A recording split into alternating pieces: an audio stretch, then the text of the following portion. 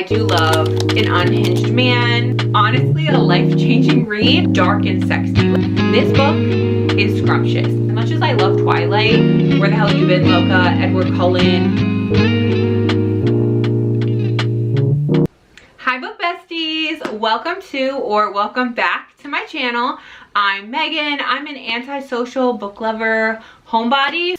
So if you're into that, definitely stick around for this video because today we're going to do my October reading wrap up, which I am so excited to do because I read so many amazing books in October. I honestly don't even know the amount of 5-star reads I have, but it was definitely more than like 3, at least 3 if not more. So let's talk about the 12 books that I read in October. Let's get into it. Okay, so for October, the way I chose my TBR is I honestly just picked books that I saw suggested a lot for spooky season. So a lot of like vampire recs, paranormal, dark gothic romance, some dark romance books, things that just felt very autumnal and spooky season vibes, and things that were a little bit like darker, or like I said, paranormal, vampire, stuff like that. I did a lot of scrolling on TikTok, I'm not gonna lie, and found a lot of recommendations on there. A lot of these books that I read in October were brand new books. Like I bought them at the beginning of October so I could read them in October. I will preference by saying that I'm not the best at summarizing what books are about, and I also personally don't like knowing what a book is about before I read it. Don't think I'm gonna do really any summarizing. I'll kind of talk about what they're about a little, but I'm not gonna say like, okay, this book is about a girl. Like, I'm just bad at that, and I don't like it when I watch reading wrap-ups and stuff. I skip that because I don't want to know what it's about. I just want to know if you liked it, and I just want to know the vibes. Yeah, I'm not gonna do too much summarizing, so hopefully that's okay. So the first book I'm going to talk about is Her Soul to Take by Harley LaRue. This is a paranormal romance book. The female main character is human and our male main character is a demon. This book was very good for spooky season because it was so paranormal. Demons, like they're in a graveyard, they're in an academic setting at one point, like there's a mystery. I honestly don't know how I feel about this book. I don't know. I didn't like it, but I didn't dislike it. It was just kind of like for me. I did end up rating this one. I think I gave it 3 stars at the time. I think I would stick with a 3-star because like I said, I think anything under 3 stars for me is like, okay, I didn't like it. And I don't think that's the case with this. Not that I didn't like it, I just feel like kind of nothing towards it, if I'm being honest. Like I said, it does give really good like autumnal spooky vibes. Like I remember so many like graveyard scenes, animal skulls and dead animals show up on her doorstep, and spooky antlers of the animals and stuff like that. I will say something that I think turned me off to it is that the romance and the smut in it just felt a little too fast and also unbelievable. It was like, oh, we just met, now we hate each other, now we're like getting it on in the most insane, deranged ways and areas and positions, and he's saying all these insane things. It's like, how did all of that happen in 10 minutes? Some of the things that happened in the smut, it was like cringy. Like it was like the dark romance like stuff that should have been like hot, but I don't know what it was about it. Maybe it was just the way it was written, or some of the quotes and like things that he was saying, they were cringy to me. I know a lot of people really like this book. Take my review with a grain of salt, and if you're someone who's into the spooky vibes, you're into dark romance, I think you should still give it a try because I know so many people like it. And like I said, I didn't dislike it, but I also didn't like it. It's just like whatever. The next book I have is A Grave Matter by Karina Hale. This is, once again, like a spooky, gothic, dark romance vibe, but it's also a mystery. It is an academic setting. There is a professor-student trope in here. All things that I really love. I honestly didn't really enjoy this. I feel like the book was like the same thing over and over and over again, the mystery, and I feel like I just didn't really like care about the mystery part of it and like what was going on. And I don't know, the mystery just like didn't hook me at all. But I will say the end, the last like 20% of this book really saved it for me. I was gonna give it like 2.5 stars until the very end. The last 20%, I was like, okay, I did not see that coming at all. I actually did really like the twist in it and the ending. So that bumped it up to a 3-star because I was like, you know what? That ending is worth giving it a 3-star. I don't know. And I really wasn't like into the romance either. It was, once again, almost like not believable the way the smut and the way the romance in this went down. I don't know if it's just me and it's just like when I'm reading dark romance, because it can be so like outlandish and so like insane, that has to be done in a certain way for me to like believe that this is actually happening, or it's just like, okay, like what? Like this would never happen. Like human beings would never do this. I'm giving this 3 stars. The end of it saved me. I know people like it. It's definitely a dark, spooky, gothic academia vibe if you're into that, but definitely not my favorite. Then we have Haunting Adeline. This is a book that I honestly at one point said I would never read because I was so scared of it, and I heard so many things about it and people saying like, this book is disgusting, like this book should have never been written, and like all this stuff. But I also know so many people that love it and so many people with my book taste that love it. So once I started getting into dark romance, I'm like, I feel like I need to read the like staples. The Corrupt by Penelope Douglas, Legacy Gods by Rena Kent, and Hunting Adeline by H.G. Carlton. I feel like those are staples too. And I did really end up loving this. I gave it 4.5 stars. I unfortunately do love Zade Meadows, just like every dark romance lover girl. I do love an unhinged man, a protective unhinged man, and that is Zade Meadows. So I do love him. Sorry to say, I don't know what that says about me, but yes, I do get the hype with Zade Meadows. I do not think this is anywhere close to the darkest book that I've ever read, and I'm very new to dark romance. I'm very new to dark romance. This is definitely not the darkest book that I've ever read at all. Focused around sex trafficking as well. That's like a big plot in the story, which I actually found interesting, and I really want to read book 2 because I know, first of all, the ending of this, like I need to read book 2 to see what happens, but I've heard that book 2 is more focused on the sex trafficking of it all and like everything that goes down with that. So I'd be really interested in that, and I know a lot of people like book 2 better, but I know that book 2 is also darker, but it's not the darkest book I've ever read. After reading it, I was like, that's it? Like, I don't know. I just thought it was going to be like insanely dark. Like I thought there was going to be content in here that I've like never read before. That's not true at all. If you've read dark romance and you like it, like this is fine. Okay, now we're getting into some of my favorites. I read Blood Over Brighthaven by M.L. Wong. This book, I could talk about this book for like an hour. I could go on and on about this book, but I'm going to keep it short and sweet and simple. This is honestly a life-changing read. Like that sounds dramatic, but it is for me. It was life-changing.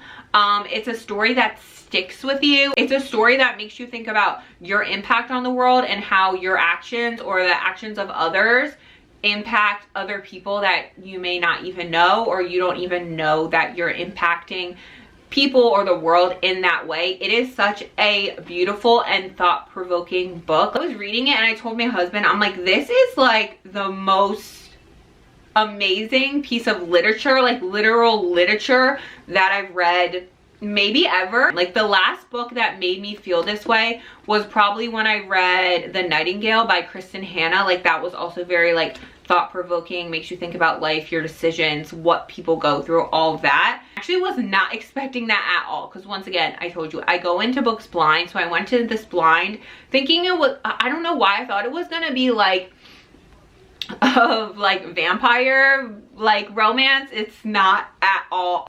At all. Zero vampires, just so you know. I gave this 5 stars. Honestly, thinking about it, I probably would give this 6 stars now, because since reading it, it has really still been in my brain. It still resonates with me. I still think about this. I actually told my husband that he should listen to this on audiobook because he's really into politics, and this is very, very political. This is a very political read. Obviously, it's fantasy politics, so there are so many parallels. Actually, quite scary how many parallels there are. The end is beautiful. The story is beautiful. It has really, really, really complex an amazing world building and a magic system. It also gave me, and I don't know if I'm crazy for thinking this, but it kind of gave me adult political, like more political Harry Potter, I guess, because of like the magic and how in it they're like learning how to do magic, and you know, they're at a school for magic and all that type of stuff. And I loved it, and it's 6 stars, and I think everyone should read it. Another amazing book that I read is A Dowry of Blood by S.T. Gibson. 5 stars. Love this book. It is a vampire book. It is like, I think it's supposed to be like Dracula's wives. Very, very beautifully written. I am someone who gets sometimes kind of confused when there's like too much flowery writing or too many details. I'm like, wait, you're describing a ship? Like, you know what I mean? Like, I get confused if there's like too many details while describing something. I'm like, wait, what are we talking about now? But I feel like S.T. Gibson, at least in this book, she did really beautiful flowery writing without it being confusing. It was still very easy to read while being descriptive and flowery and beautiful and poetic and all that type of stuff. This book is dark and sexy. Like, I don't even know how to explain it. I felt like, especially by the end of this book, I was like, this book is just sexy. Like, this was just such a like hot, sexy read, but also emotional, also makes you think about life, question existence, finally coming to a realization of like, I feel like I've just accepted what I've been told for so long. And why have I just accepted what I'm being told instead of like finding out for myself or going out into the world and like, you know, going against what I'm told. Beautiful story. 5 stars, 5 stars, love it. And perfect for spooky season because the vampires of it all, loved it. Another spooky one, Slewfoot by Brom. This is a horror, and I've never read a horror book before, but I've heard so many good things about this book. So I did pick it up, I did read it. I ended up giving it 4 stars. So I really, really enjoyed it. Once again, I feel like I've read a lot of like thought-provoking books that kind of parallel to issues in our world, but this is a story about a witch and her husband dies. It's back like, you know, years and years ago. So, you know, women are just property. They're not supposed to, you know, have opinions, voices, all that. Her husband dies, and then her brother-in-law is trying to take their farm from her because he thinks it's his, but she's like, no, it's my farm. Like, I can take care of it. You're not going to take my home away from me. He's trying to like marry her off to someone else, and she's like, no, I don't want to just be married to someone. I want to like stand on my own. I want my farm, all that. So he has it out for her. He's like throwing every trick in the book. He's like telling everyone that she's a witch, all this, which she is, but at the time she's not fully a witch. And anyway, so Slewfoot, a demon, decides to help her keep the farm. She helps him figure out who he is. It was definitely feminine rage, like through and through. Like, the ending, it's not like a, oh wow, like everything like worked out ending.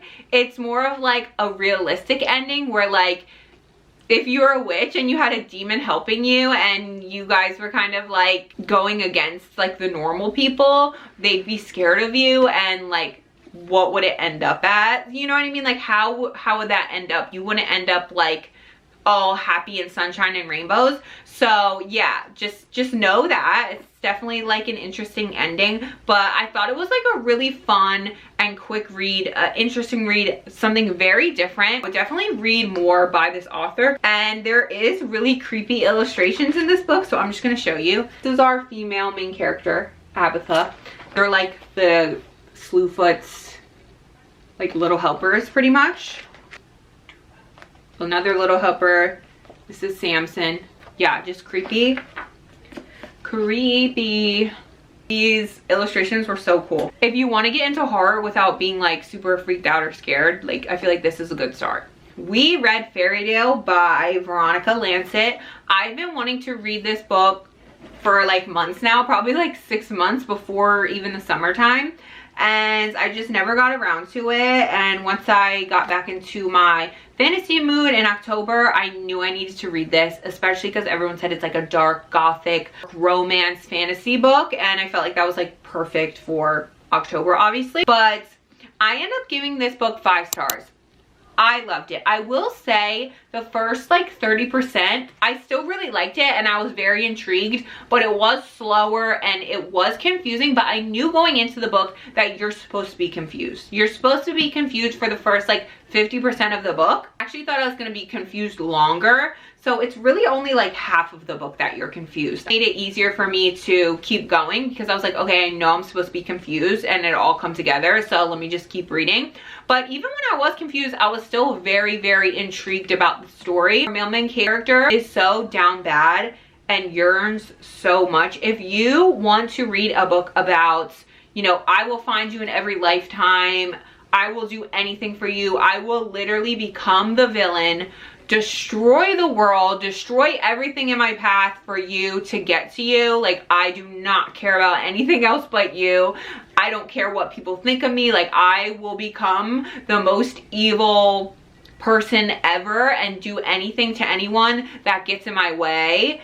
If I can get to you and I can find you and I can be with you, that is this book and that is this man. I don't know, he's the best. I love him. I love Eamon. So beautifully written. It was so intricate. It was really, really intricate. Like everything that happened, and once things stop being confusing and pieces come together, like there's so many intricate pieces that come together, and it definitely is a book that makes you fall in love with the villain. And then we have Enigma by Runix. I listened to this one on audio. This is also a dark academia, dark romance mystery. I liked this one more than Grave Matter, but they both gave me like the same type of vibes. Like dark academia, there's some like mystery happening, but I feel like you don't like find anything out until the very end. And it's like, I'm just reading what's going on, but they're not giving me like little hints or anything about what's going on to like piece everything together. And I feel like the ending was kind of predictable. I end up giving this one, I think, 3.5 stars. I liked it. It's just, honestly, don't even like remember anything about it, if I'm being honest. I just know it was like in an academic setting. I remember the end, like what the plot twist was and everything. And there is romance in it. There is smut in it, but I don't know why I didn't really enjoy it. Like, once again, it kind of felt unbelievable to me. Like, it just, the natural progression of it didn't feel natural to me. So, yeah, it was fine. Then we have Nocticadia by Carrie Lake. This book is scrumptious. I gave this 4.5 stars. This book is, I feel like I've said gruesome a lot, but yes, this book is gruesome. It's dark academia. It's like dark romance, there's a mystery, but this mystery, like, I like the way she did this mystery. I don't know what it is, but a lot of mystery books, it's like, I feel like nothing's happening, and it's like, the whole book is like, just us being like, what's happening, like, what's going on, but not a lot is unfolding. So it's just like, you're just kind of like, okay, like, I guess I'll just keep reading, and at the very end I'll figure out what happens, because I can't even make a prediction because nothing's happening. Where in this book, I feel like it was a mystery, but things kept unfolding. You know what I mean? Like, by like 30% things were unfolding, 50% more things unfolded, and then it all came together at the end, but there was still a twist. So I did really like the mystery in this. I liked the romance. Dr. Death is just a scrumptious man. He really, really is a scrumptious man.